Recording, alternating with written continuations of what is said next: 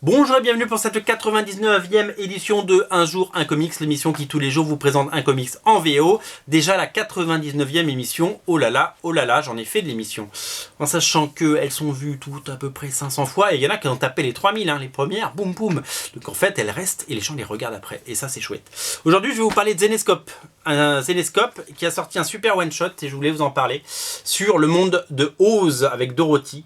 Et déjà je vais vous parler de cette couverture de Talent Caldwell, un dessinateur trop rare, un dessinateur qui nous manque, un dessinateur qui était le jeune protégé de Michael Turner chez Aspen, chez Topco puis chez Aspen. Il a dessiné plusieurs séries Fathom, il a fait Fathom Killian Stide, il en a fait une autre, il a fait du Spider-Man chez Marvel. C'est un dessinateur absolument fabuleux, on lui annonçait une très belle carrière dans les comics et il a préféré faire autre chose puisqu'il travaille chez Marvel Animation Studio et qu'il fait donc des séries télé pour Marvel. Et donc voilà, donc il revient de temps en temps pour faire une jolie couverture, et voilà qu'il a fait la couverture de ce one shot.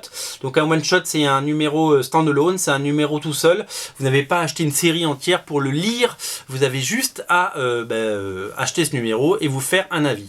Alors le monde, vous savez, chez Zenescope ils prennent les contes pour enfants, Alice au Pays des Merveilles, Blanche-Neige et tout ce que vous voulez, et donc le Magicien d'Oz, ils les remixent, ils s'en sortent avec des nanas absolument canon. Et ils en font des histoires plutôt sympas.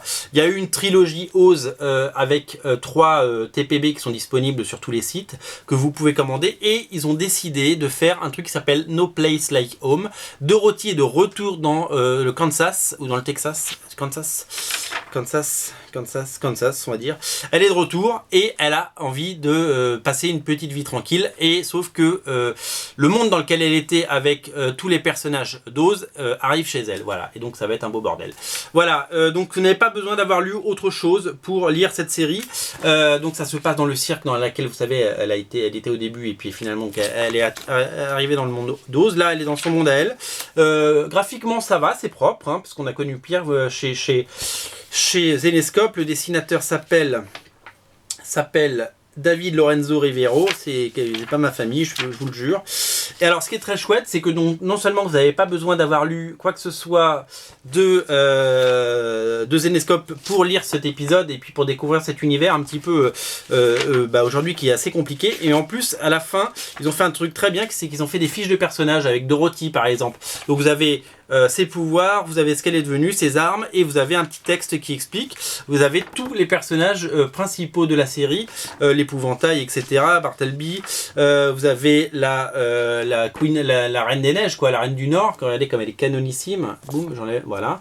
Et vous avez le grand méchant qui s'appelle, alors il y a le Tin Man, l'homme de fer, et Warlord le méchant, qu'on retrouve dans Grimm Fairy Tale également. Donc moi je commence à bien connaître l'univers là du coup en lisant ça. Voilà, la couverture est magnifique, c'est super chouette.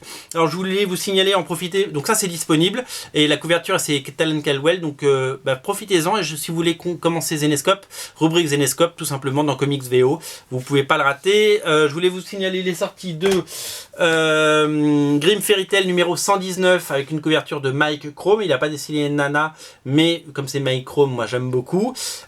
Couverture B. Wonderland également sorti numéro 44 avec une couverture de Paolo Pantanella. Vous allez m'en dire des nouvelles, rien que pour ça, ça vaut l'achat. Voilà, numéro 44, tout ça est disponible bien entendu sur Original Comics, rubrique Zenescope. Et nouvelle série, Monster Island, Escape from Monster Island, une magnifique couverture de Mike Chrome, je vous la remontre, et absolument, dessin absolument génial. C'est un petit peu, alors c'est tout simplement, les monstres sont sur une île et s'échappent, et il y a une mission pour aller les chercher. Regardez graphiquement comme ça pète, voilà, ça fera taire toutes les mauvaises langues qui disent que chez Zenescope ça s'est pas dessiné. Voilà, c'est le premier numéro d'une mini-série en 6 parties. Voilà, vous pouvez vous procurer les premiers. Ils sont déjà en vente ou en pré-vente sur originalcomics.fr. Voilà, voilà pour l'actualité Zenescope. Allez faire un tour dans ce rayon parce que ça a bien marché à un moment, et ça marche beaucoup moins bien en ce moment, ce rayon. Et faudrait pas qu'on arrête ces séries parce qu'elles sont chouettes. Donc allez faire un tour et faites-vous plaisir. Voilà, commencez par Oz. Voilà, commencez par celui-là, et puis après vous allez sur les autres séries, vous ne serez pas déçus. C'était la 99e émission, à demain. Salut.